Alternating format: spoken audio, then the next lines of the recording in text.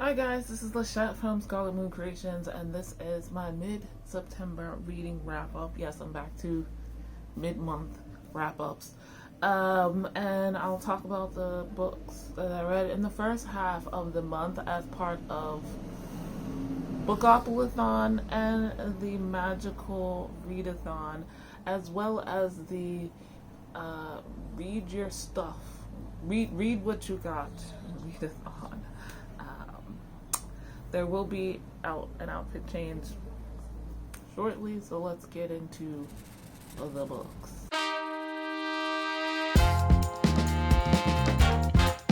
So the readathons that I'm participating in this month are those three. The Magical Readathon is the new an improved version by G at Book Roast, and this time we're trying to get into a school, a magical school, the Aurelium, via the Novice Path.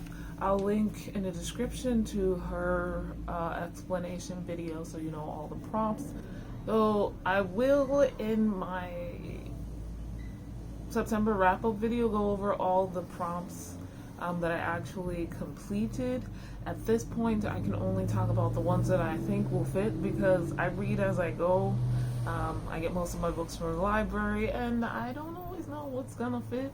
Like, I'm a very much a mood reader, which is why I don't do TBR. So, yeah. The other readathon is Becca's Bookoplathon.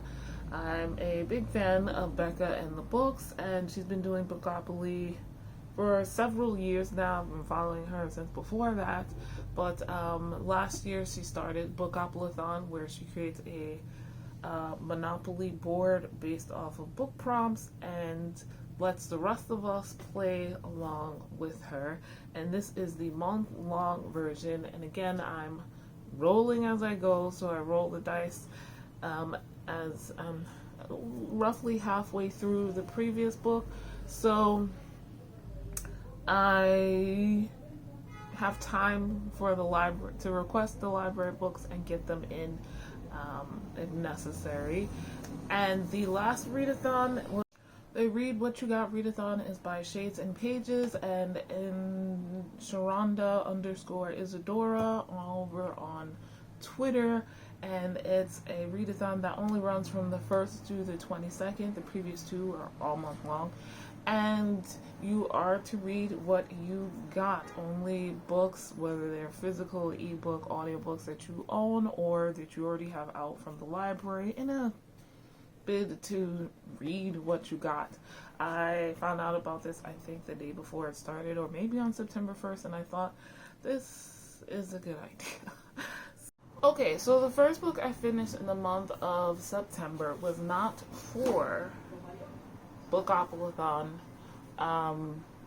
and I'm not sure it would fit anything for the Magical Readathon, and it's definitely not sci-fi's for Sci-Fi September. I wanted more romance, and this came through because I requested it a while ago, and that is Take a Hint, Dani Brown, Book 2 in the Brown Sisters series by Talia HIbbert. This is a contemporary romance set in England, I believe. Talia HIbbert is a Black British author, so there's that. Own Voices. I read the first book, Get a Life, Chloe Brown, and enjoyed it, but didn't love it. I like this slightly better. We've got Dani Brown and Zafir Ansari. They both work in higher education.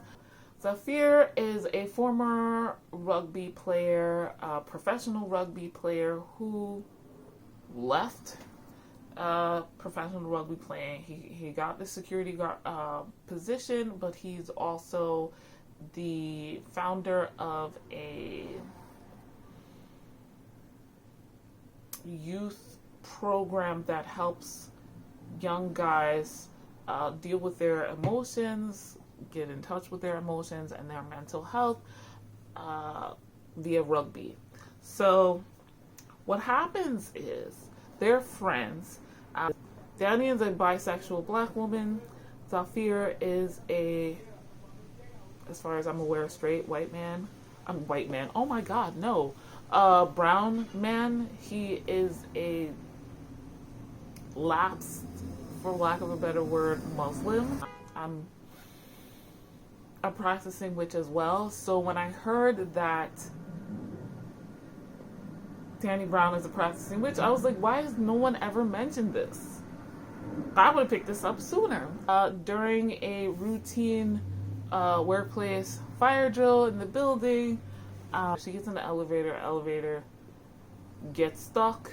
So he goes and saves her from the elevator, carries her out like this. Of course, you know, modern day gets on social media and they become a meme and they have a viral tag or whatever. The video goes viral. Dr. Rugby? Was it Rugby? Dr. Rugby, yeah. And Zaf's niece goes to the school and she tags him on it, so people find out about his youth program, and it starts getting more money and more attention, but everybody thinks that Zaf and Dani are dating. So they talk and decide to do this fake dating, and there's a trope. They pretend they're dating so that Zaf's company, his program, gets more attention and more funding. So that's the gist of the story. They obviously realize they both like each other. She thinks basically she's unlovable, so she's not going to be in a relationship for love. And I like the ending. I like seeing the other sisters and Red. Red is Chloe's guy from Get a Life, Chloe Brown. Now, as far as the witchcraft goes, right, it's introduced that Dani is her, like, goddess that she follows, that she is devoted to, that she worshipped, is Orisha. So that those beings are not gods or goddesses. They are spirits. They're Orishas, and they are from culture, spiritual practices that are closed. You can't just use them, I guess. You can't just work with them unless you're part of those particular practices, and none of those are witchcraft. Obviously, a personal individual and their unverified personal gnosis can do what they want in their own practice, but this is a book, a publicly published book. So that's what I'm looking at it as, and it's really hard for me to just accept that. But later in the book, it does come out that her deceased grandmother did practice something or other with this goddess and bequeathed the statue that she uses, that Dani uses, in particular to her upon her death. And this is kind of honoring her grandmother as well. But and then the ritual they do is very flippant, and I'm not saying things that have to be serious and dreary. It didn't seem like she was taking her practice seriously, and then it being very eclectic, like she's got the crystals and plants and whatnot. She's got the statue and the altar on her coffee table in her living room. I just it was like, why is this here? Because it popped up twice and that was it, right? And then her friend was like, you can't do a ritual for a fuck buddy. And I mean, you can if you want to, but it's just, it was all haphazard and then kind of pointless to the story. Like, it seemed more new agey, and that's okay, but that took away from it for me. It was like, well, why, like, she seemed more serious about her crystals than about the Orisha, and then not really. I don't know. It feels like Talia HIbbert didn't do enough research, and maybe she called out stuff to focus on the purpose of the ritual or whatever, but then I don't know, guys. That put a bad taste in my mouth. That's what I'm gonna say. I don't know how to word exactly what I didn't like. I hope this made sense.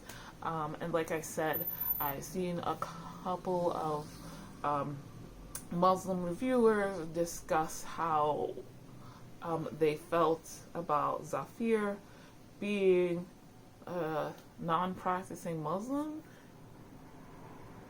when it didn't really add anything to the story, to the, like,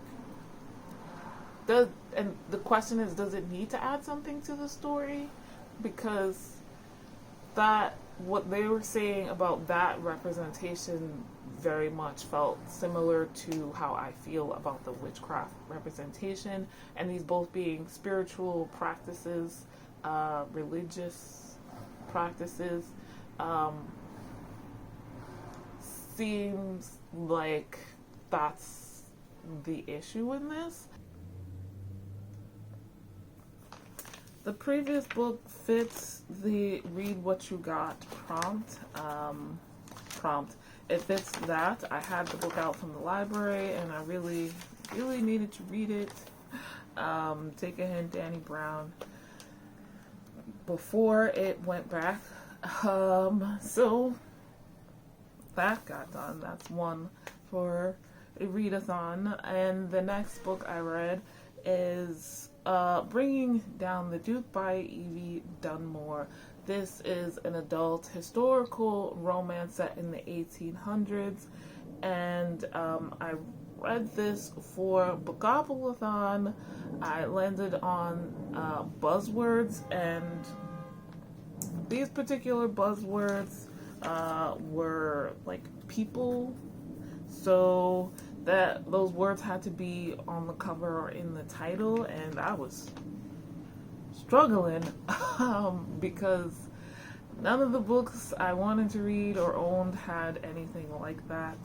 Nothing I had out from the library had any like people-y words, like boy, girl, king, queen, like a person. So it was a struggle, but I remembered I did have books on my wish list from my library, so I looked at those, and Bringing Down the Duke being the reference to a person, and the title fits that. Now, this is about Annabelle.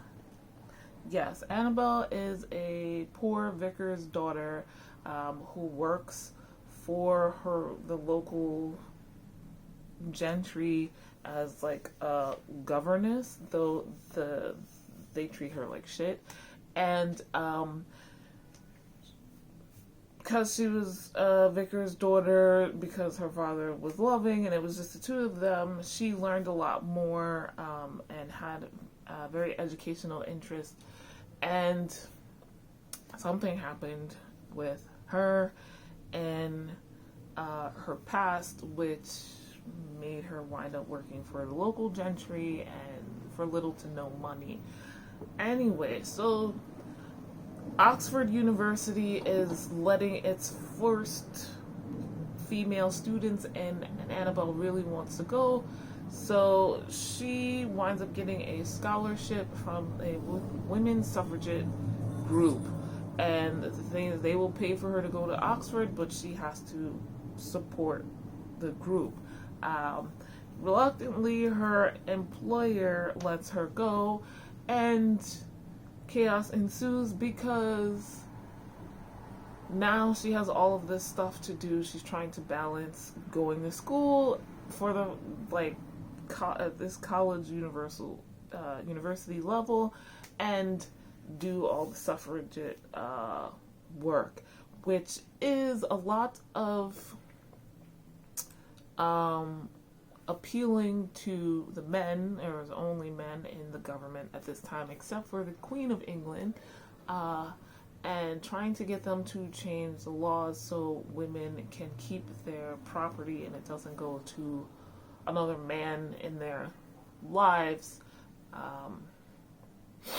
when their husband or father passes away.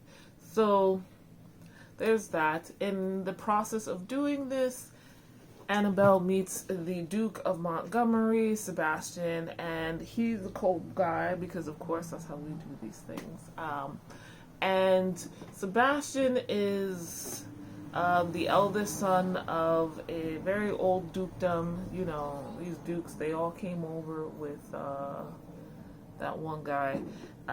They could trace themselves back, but Sebastian's father basically ran their dukedom into the ground, or previous generations did, and he didn't know how to handle it, so he drank himself to death, leaving, he also gambled, so he left Sebastian with all of these debts, and he having sold off a lot of the family and the dukedom's properties. So Sebastian is on this, has been on this journey of, you know, being the right hand or a left hand, I don't know which one, to the queen, and doing what he must to stay in her favor so that she can influence the people who own the things that he would like to have back in his family. The last thing he's looking for is his the castle of Montgomery. That's probably not the name, but I don't remember. But it belonged to their family until his father sold it off or gambled it off. So this is the last thing, and the issue comes up where they meet. He doesn't trust her because she seems to be trying to get at his younger brother, or get to him through his younger brother, and she doesn't like him because, you know, he's this uptight rich guy who thinks he knows better and how women should be. So this was interesting. I don't think I have really read a historical romance with the suffragette movement ever. If I have, it was like in the background, like this is happening, but not a core element of the plot. So that was interesting. I really enjoyed it. I gave it 3 stars. It wasn't like, oh my god. It was just slightly different than what I'm used to as far as historical romance. A Whisper in the Dark by KJ Sutton and Jessi Elliott. This is a novella, and at the time I didn't plan it this way, but this fits the Bookoplathon prompt to mood read. That was my second roll, and this I picked up because I was in the mood for it. I wasn't sure if I would put it down for this, but that's what it's going to fit in. This is an adult paranormal romance series, maybe urban fantasy. Maybe I should say this part is urban fantasy. I do want to continue. I gave it 4 stars, which is good. I like this much better than I liked the other KJ Sutton book I read, but that was a full novel, so we'll see how this goes. Basically, this is part 1. And I own this on my Kindle. We're following Charlie Travesty, who is the daughter of the king of vampires. The world is ruled by vampires. She is, you know, basically not a young girl, but a young lady on the eve of her awakening.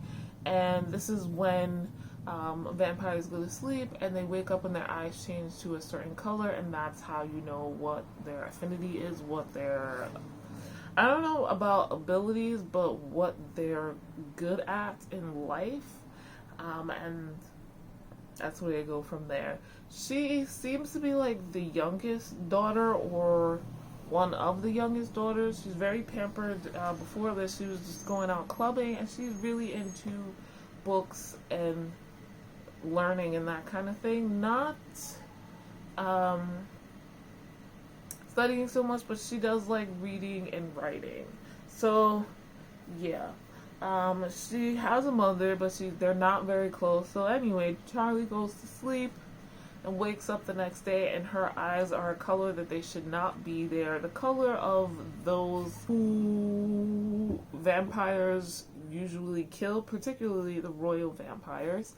And she doesn't understand how that's come to be, but no one cares. Her father disowns her, kicks her out of the royal palace. This wasn't what I was expecting. There's kind of a sci-fi feel to it, but I'm gonna lean into fantasy. I feel like overall the whole thing is more probably fantasy romance, like all 4 pieces together. But in this particular one, it was there was a lot of world building. Well, not too much, but it's setting the scene both in the royal palace and then outside of it where Charlie winds up. Yeah, I gave it 4 stars, and I liked it. The 4th book I read in the month, and that is Kitty and the Silver Bullet. Yes, I am continuing to read this series. I am determined to continue. So this is book 4 in the Kitty Norval series by Carrie, Vaughn, an adult urban fantasy series where we're following Kitty Norval. Kitty was violently and without consent turned into a werewolf, and her became like the bottom of the pack, basically. So this is a urban fantasy. We're living in the regular world, though, the world that we have around us, but vampires, werewolves, other things exist. And in this particular one, Kitty and some others are starting to become aware of there's more to this paranormal side of the world than they are aware of. There are political factions going on. Kitty has to make some choices that she never thought she would make, and it's very interesting. I did enjoy it. I gave it 3.5 stars. For Bookoplathon, this fit the prompt of who. You have to pick a book that no one's really heard of. There's been no hype for it that you are aware of. So not a hype book, and not a book that was hyped once upon a time and now you haven't heard about it for a while. I don't know anyone in the BookTube community that really talks about this series. Like I said, it's not grand, amazing, whatever. It's just interesting. And I started to reread the series last year, and I realized I never finished it. So I'm beyond the rereading part, and I'm on the reading for the first time. With the Serious Overload of Series group on Goodreads. So those people have heard of it. The next book I want to talk about is Mexican Gothic by Silvia Moreno-Garcia. This was a late night readers book club pick. This is a group on Facebook that I'm part of with some friends and their friends, and their September book was Mexican Gothic. I was thinking about it. I've been wanting to read something by Silvia Moreno-Garcia, and with Bookoplathon I landed on the prompt to read a spooky book, and I was like, oh, I already requested this and it's on the way, and this is spooky. Isn't that awesome? The title honestly says it all. It was very atmospheric. This is set in the 1950s Mexico. We're following Noemi, who is a 22-year-old Mexican girl whose father is a pretty wealthy businessman. But she's kind of flighty. She's a party girl. She switches guys constantly. She mostly thinks of them as like pieces on a chessboard. People are things that she can move around to suit her needs or whatever. Anyway, one day her father tells her that her cousin, who had last year gotten married to some white man and moved to a different part of Mexico, has sent them a letter that was very odd. She sounded kind of crazy, and so her father contacted the cousin's new husband, and he's like, oh, you know, she got sick, and but she's not too bad. She just can't leave here. We have a doctor. Don't worry about it. Both the father and now Noemi are like, what? So the father knows that Noemi she's a nosy girl. She's not going to let things go. This is her cousin who she does love. So sending her there is kind of like a good middle of the road choice. Like, she'll do her due diligence to get down to the bottom of what's going on and try to help her cousin if necessary, bring her back to the city so that she could be, what's the word, hospitalized if necessary. We're talking about a mental institution, hospitalized. So anyway, Noemi goes up there, and she goes up to the countryside where she's never been, and they're basically in the middle of a forest. There's a small town near their house, but there's this huge Gothic mansion, like English Gothic mansion, and she meets the husband and his family at High Place, the mansion. The thing is, these people, they own a silver mine. They came over with money, but currently the mines are closed and have been for a while. There's been some terrible tragedies, and it's all very suspicious because these people have their own white man doctor. They don't mix with the local townspeople, and there's a very racist and sexist and just very prejudiced old man who's running the family.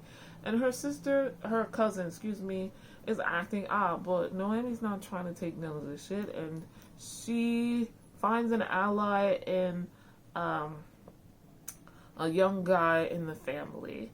So it's very interesting. I wasn't like, what's the word? I couldn't put it down kind of thing. But when I was reading it, I was very intrigued. Like, what is this? What is this? Like, what's the problem? What's causing everything? And then, like, when you start halfway through, the reveals start coming, and you're like, oh, that's different. Huh. I mean, there's still some of the usual bullshit you expect. Like I said, the patriarch is disgusting as a human being, but you expect that from a white British man who came over and wants really nothing to do with Mexicans. He just wants the money from their land and what that could do for him. But it seems he's starting to concede that maybe they need some new blood in the family, and local Mexicans might not be so bad. Well, I'm not going to say anymore because I don't want to give it away, but that's very atmospheric, spooky, not scary, Mexican Gothic, totally explains it. I was expecting some betrayal, and didn't get that, and I'm pleasantly surprised. I appreciate that. It ends kind of ambiguously. That is what it is. So I'm very happy with my first Silvia Moreno-Garcia book, and I can't wait to read more. This also fit for the Magical Readathon. Ruin of the Sky, read a book featuring ghosts, haunted house, or other supernatural elements. So, or it could fit for the Mist of Solitude to read a standalone. Again, in my wrap up, I'll tell you what books for what prompts, because I haven't decided as far as a magical readathon goes. But yeah, that's the last book I read in the first half of the month of September. Let me know what you're reading. Are you participating in any of these readathons? How's it going? If you're doing Bookoplathon, did you pick your TBR at the beginning ahead of time, or are you rolling as you go, as they say? And for the Magical Readathon, are you reading just the 2 books that you need, or have you created a character? Let me know in the comments down below. Leave me a little book emoji if you want to support but don't want to leave a comment. Like this video if you liked it, subscribe if you are new, and I'll see you guys in the next one. Bye.